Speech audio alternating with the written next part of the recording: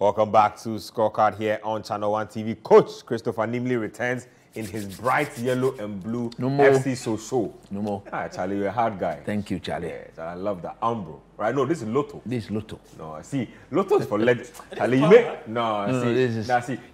you made me miss, like, watching football, like, back in the day. Yeah. Back in the day when you watch football, Lotto Kappa. Yeah. AS Roma had a Kappa jersey. Exactly. I absolutely But I love think that. Parma had this color. Yeah, Parma had these colors actually. That's Yeah, that's some sweet stuff there. French League 2. Yeah, French League 2. That's some lovely From my stuff. boy Lawrence Atiziki when he was From playing back in the day. Yeah, from back in the day. So that's hard. That's hard. Dennis, Yo. Charlie, what's going on this weekend, man? Birthday weekend. Yeah, and there was a lot of football as well. So Just laid back, easy. laid back you and know? watch. You celebrated your birthday all by yourself. I thought This you guy. coming here, you would have done something. You don't know this guy. This guy didn't celebrate all by himself. Now, so all by You mean himself, like he excluded us. you mean Charlie, no, you I- see right now you've thrown he has to do the needful. No problem. simple. Coach, you don't have a problem. I hear. Yeah.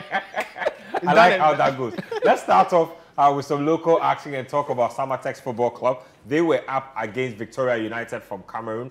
They played the first leg, won 1-0. Played the second leg, won 1-0 as well. The second leg was down here at home. So they are off to the next round of the competition. It's the second preliminary round. If they can scale that, they make it to the group phase. I'll be telling you exactly who they'll be facing, but let's catch the highlights of that particular game. FC Samartex, Ghana Premier League champions, moving on after their victory. There's a lovely ball from Darko to R4. He makes a good run into the box. Here is R4. R4 goes for glory, and it's a stupendous finish. Glorious goal by R4. And Samartex have opened the scoring at the Accra Sports Stadium. What a beauty. And the Timber Giants are up by 1-0 against Victoria United in the African Champions League second leg game here at the Accra Sports Stadium. Perfect start, the perfect start. We spoke about the long balls and the highlight from Victoria, but R4 in an advanced position does so well. The first touch was just beautiful, and all he had on his mind was to just blast that with some venom. But that was a lovely first touch with the head. And he was unfazed by that challenge, the approaching challenge, and just look at that. Just poked that with so much power. The presence of mind to knock the ball past his marker. He was relentless. He went past him. He took a second touch, raised his head and saw the goalkeeper, and what a belter to the top of the goalpost for the opening goal. Absolute cracker of a goal to send them to the next round of the competition. Coach, Raja Casablanca awaits the Ghana Premier League champions. Wow. Before we talk about Raja, let's talk about what they did. Actually, they won the first leg away from Ghana, 1-0. So coming back home, it was very clear that they needed to make sure that all their good works from that first leg would not go in vain. So they needed to go out there and stamp the authority and make sure they win and qualify at least to the next round of the competition. And for me, just a quick comment on the goal. There was three things, two very important things. One, yes, he scored, but naturally that was the wrong option. He took the wrong option in scoring the goal. So as a technical man, I'll have to point that out. This was what he did right. He was very brave in winning the ball because if you look at the pass didn't go. The weight behind the ball and his didn't first get touch was even heavy. Exactly. A couple more seconds and the defender would have closed in on him. So once he was brave, he used his head. In another situation, another player would have what? Twice and backed out of it. But he did that. And then he controlled the ball very well. Now, he had the pass to make. There was the channel. That meant that he should have just rolled the ball for an easy tap in. He decided not to. If you look at where the goalkeeper was, the position of the goalkeeper, I think the decision was wrong. But you will not critique that because the ball ended up in the back of the net. But imagine that happens to be the only goal of the game. So if he had not scored from that decision he made, during the post-match analysis, I am very certain the technical team would have pointed that out to him. But next time, these are simple training grounds drills that are repeated time and time and again and again. Now, once you go past that fullback, the angle does not favor you.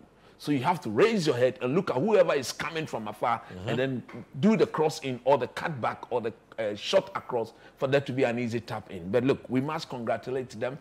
It was something they needed to do, and I'm so happy they've done it. My only worry, like you point out, they are vastly inexperienced in this competition. This is the first time ever that they find themselves there. And for them to be paired against Raja Casablanca at the next stage, just after doing so well, it's a Herculean task. But this is football. Anything at all is possible. I just hope that they will not see themselves as inferior. We all know the stature, the experience, the sort of huge cloud that Raja continentally present to any team on the continent. And if you look at this is a competition they know very well. They know very well. They know how to win. They are past winners of this competition. And for you to be paired against them in the next round is a Herculean task. Look, go out there, enjoy it. It's an opportunity that you need to embrace. We said the same thing about Dreams FC. Go out there, embrace the situation, enjoy yourself, and let the outcome determine itself. And for me, I'm happy that they've qualified to the next round. Let's get to more local action in Nsoatreman. We're also in action this time away from home against Elect Sports of Chad. They won their first leg and also managed to go away from home to win as well. So the Ghanaian team is moving on to the next phase of the preliminary round. Let's get the highlights of that game as well.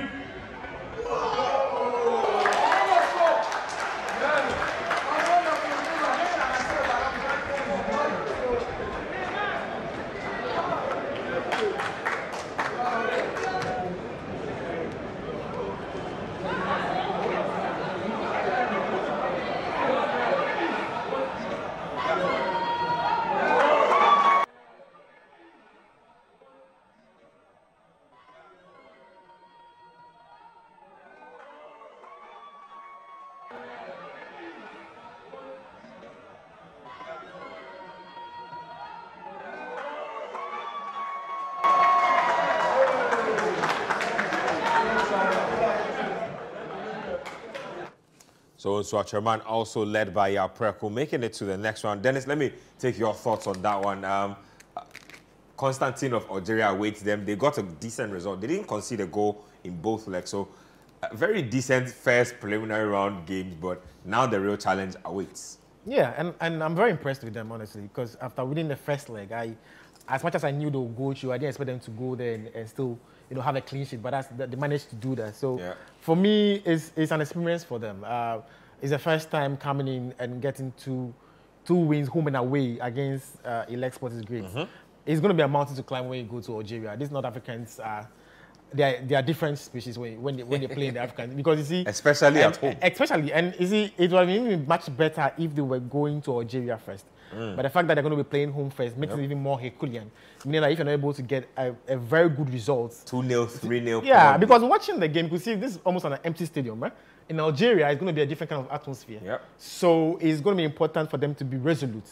And for me, like Coach said, it's as much as it's looking like it's going to be a difficult game for them to maneuver, it's still football and it can happen. It is. I believe so too. Exactly. So the Algeria game will be a huge banana peel. As much as I think it's going to be very difficult, it's still football. I think it's great for them. It's a great experience. They managed to get into the second round. I think there are a lot of things they can learn from this. So I don't think they should be overly disappointed if they don't manage to scrape through. Just quick advice for both teams as they go through. I mean, you touched on what Samartex should be doing, but if you could advise both teams, knowing that they are underdogs going into the two games or both games that are coming up, what would you tell them? I think I will be telling them the same thing. Simple. You don't want to go into those two games or against those two opponents and coming back and having a regret that I wish I had done this. That is one thing you want to avoid. Chances. Just go in there. Make sure you give your best. The question is, will your best be enough? If your best is not enough, then you accept the simple fact that they were better than you, or they are of a different class than you are. But you don't want to come out of those games and saying that if only we had done this, we could have won. No. Yeah. So go in there, put up your best foot forward, put it up, enjoy play as well as possible, and play as well as possible. And let's see what happens at the end of the day. That's some good stuff there. Let's get into